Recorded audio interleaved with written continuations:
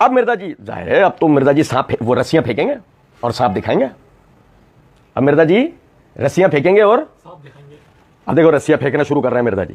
کہتے ہیں اچھا خلافت میں وراثت کس نے بنانی ہے؟ بنو امیہ. یہ بھی یاد رکھیے گا بنو امیہ میں سے پہلے جو خلیفہ ہیں وہ خلیفہ راشد ہیں سیدنا عثمان غنی رضی اللہ عنہ ہیں علیہ السلام. ان کا بیٹا ابان زندہ تھا, اس سے حدیثیں ہیں ہماری احادیث کی کتابوں میں خلیفہ نہیں بنایا.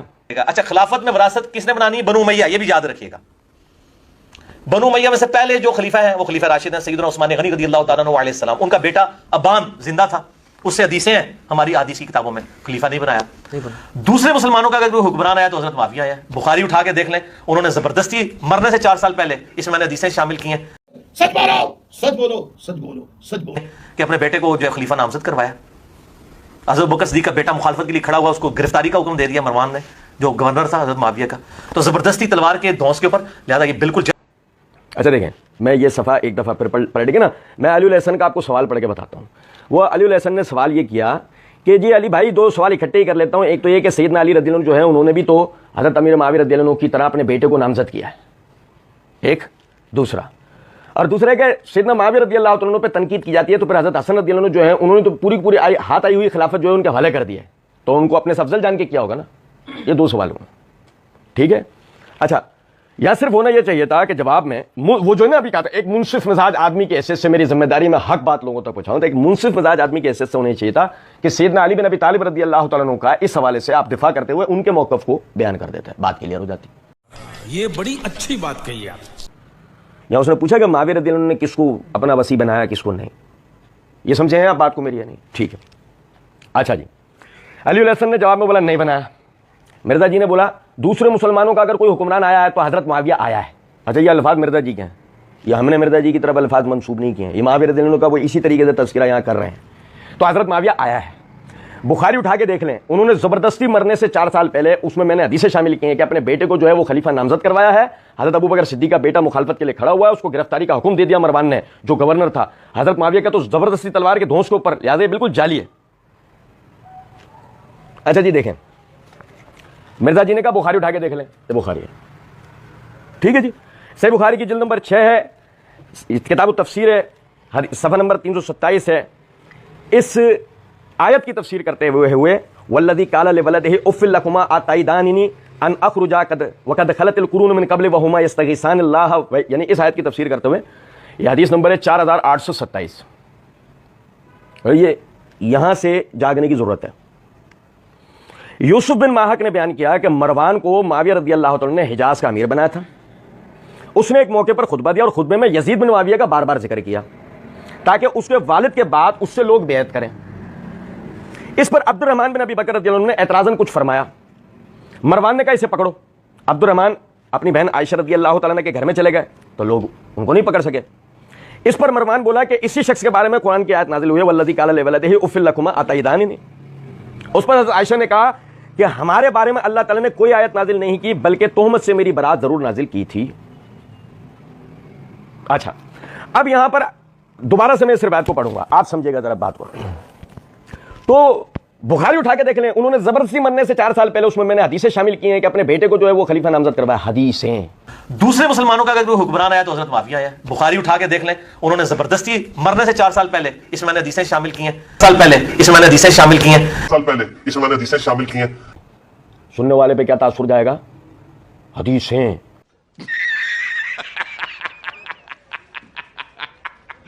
حدیثیں صحیح.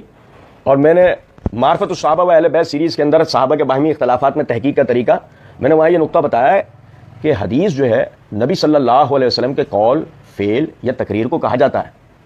کسی بھی تاریخی روایت کو آپ چاہے بخاری سے اٹھا کے پڑھیں, چاہے صحیح مسلم سے پڑھیں یا کہیں سے بھی پڑھیں, آپ کسی بھی تاریخی روایت کو اصلاً حدیث نہیں کہہ سکتے. یہ آپ بات سمجھیں. لیکن عوام کو یہ تاثر دینا میں کیا کر رہا ہوں,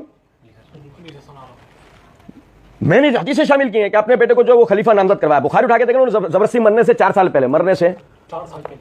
اب میں ایک دفعہ پھر آپ کو سنا. یوسف بن ماہک کہتے ہیں کہ مروان کو معاویہ رضی اللہ عنہ نے حجاز کا امیر بنایا تھا. اس نے ایک موقع پر خطبہ دیا اور خطبے میں یزید بن معاویہ کا بار بار ذکر کیا تاکہ اس کے والد کے بعد لوگ اس سے بیعت کر لیں. یہ سب چھوڑو, 4 سال کا کوئی ذکر ہے؟ سب معاف, 4 سال کا یہاں پہ کوئی ذکر نہیں ہے. اچھا زبردستی مرنے سے پہلے معاویہ رضی اللہ تعالیٰ نے اپنے بیٹے کو خلیفہ نامزد کروایا ہے، یا معاویہ رضی اللہ عنہ کچھ زبردستی کرتے ہوئے نظر آ رہے ہیں؟ اچھا میں ایک دفعہ روایت دوبارہ پڑھ لیتا ہوں، ہو سکتا ہے میں جو ہے وہ غلط پڑھ رہا تھا پہلے، میں دوبارہ پڑھ کے سناتا ہوں۔ یوسف بن ماہک نے بیان کیا کہ مروان کو معاویہ رضی اللہ تعالیٰ نے حجاز کا امیر بنایا تھا۔ اس نے ایک موقع پر خطبہ دیا اور خطبے میں یزید بن معاویہ کا بار بار ذکر کیا تاکہ اس کے والد کے بعد اس سے لوگ بیعت کریں۔ اس پر عبد الرحمن بن ابی بکر رضی اللہ عنہما نے اعتراضاً کچھ فرمایا۔ مروان نے کہا اسے پکڑ لو۔ عبد الرحمن اپنی بہن عائشہ رضی اللہ تعالیٰ کے گھر میں چلے گئے تو وہ لوگ پکڑ نہیں سکے۔ اس پر مروان بولا کہ اسی شخص کے بارے میں قرآن کی آیت نازل ہوئی ہے، والذی قال لولدہ اف لکما اتعیدان۔ تو اس پر حضرت عائشہ رضی اللہ تعالیٰ عنہ نے کہا کہ ہمارے بارے میں اللہ تعالیٰ نے کوئی آیت نازل نہیں کی، بلکہ تہمت سے میری برات ضرور نازل کی تھی۔ یہ یوسف بن ماہک کا انٹرویو ہے جو اس موقع پر، اس موقع کے لیے یوسف بن ماہک نے یہ انٹرویو اپنا دیا ہے، ٹھیک ہے۔ اچھا جی، اچھا حضرت ابو بکر صدیق کا بیٹا مخالفت کے لیے کھڑا ہوا ہے، حضرت ابو بکر صدیق کا بیٹا مخالفت کے لیے کھڑا ہوا، اس کو گرفتاری کا حکم دے دیا، ٹھیک ہے، گرفتاری کا حکم دیا، یہ کہا اس کو پکڑو۔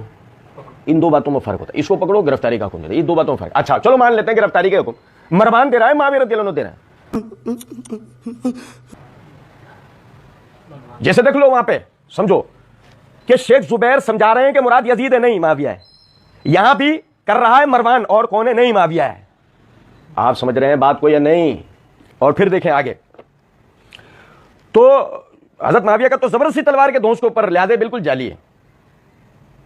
مرزا جی اور مرزا جی کے مقلدین کی جناب میں ہمارا 33واں سوال ہے۔ مرزا جی اور ان کے مقلدین اس بات کے قائل ہیں کہ قرآن پاک میں اللہ رب العزت نے سیدنا ابو بکر صدیق رضی اللہ تعالیٰ عنہ اور نبی صلی اللہ علیہ وسلم کا ہجرت کے دوران کا وہ جو غار والا واقعہ ہے اس کا ذکر کیا ہے۔ اذ ہما ثانی اثنین، اذ ہما ثانی اثنین والی جو آیت ہے، مرزا جی اور مرزا جی کے مقلدین بھی اس بات کو تسلیم کرتے ہیں کہ اس سے مراد سیدنا ابو بکر صدیق رضی اللہ تعالیٰ عنہ ہیں۔ اب اگر یوسف بن ماہک کا یہ انٹرویو بالکل صحیح ہے، آپ کو قابل قبول ہے، تو حضرت عائشہ اس انٹرویو کے بقول حضرت عائشہ یہ فرما رہی ہیں کہ ما انزل اللہ فینا شیئا من القرآن الا ان اللہ انزل عذری، اللہ تعالیٰ نے ہم آل ابی بکر کے لیے قرآن میں کچھ بھی نازل نہیں کیا سوائے میرے، یعنی کہ وہ میری برات کے۔ تو یوسف بن ماہک کا یہ انٹرویو اگر آپ کو قبول ہے تو وہ جو ابو بکر کے لیے جو آیت اتری ہوئی ہے وہ نہیں ہے کیا؟ مجھے مارو مارو مجھے مارو مارو، نہیں یہ مذاق ہو رہا ہے، ایک سیکنڈ یار مذاق ہو رہا ہے، وہ مسئلہ نہیں ہے۔ حضرت اگر یوسف بن ماہک نے حضرت عائشہ کا یہی بیانیہ بیان کرا ہے، یہ پورا واقعہ یہ اسی طریقے سے بیان کیا ہے، تو وہ جو ابو بکر رضی اللہ تعالیٰ عنہ کے لیے قرآن کی آیت اتری ہوئی ہے وہ نہیں ہے کیا؟ وہ مسئلہ نہیں ہے؟ وہ ابو بکر کے علاوہ کوئی اور تھے غار میں؟ وہ قرآن کی آیت اس طرح نہیں ہے یا اس سے مراد یہ سب چیزیں نہیں ہیں؟ اس سوال کا ہمیں جواب چاہیے، اس سوال کا ہمیں جواب چاہیے۔ تو اس بات کو سمجھیں ذرا، بات راویوں کی بیان کردہ انٹرویوز کو حدیثیں بنا کے لوگوں کو بے وقوف بنانا، یہ طریقہ مرزا جی اور مرزا جی کے مقلدین کا ہے۔ اس سے کسی صحابی رسول کے اوپر آنچ آنے کا سوال ہی نہیں پیدا ہو سکتا۔ مزہ آیا، اور میں یہ جو مزہ ہے ہندوستان کے ہر ویکتی کو دینا چاہتا ہوں۔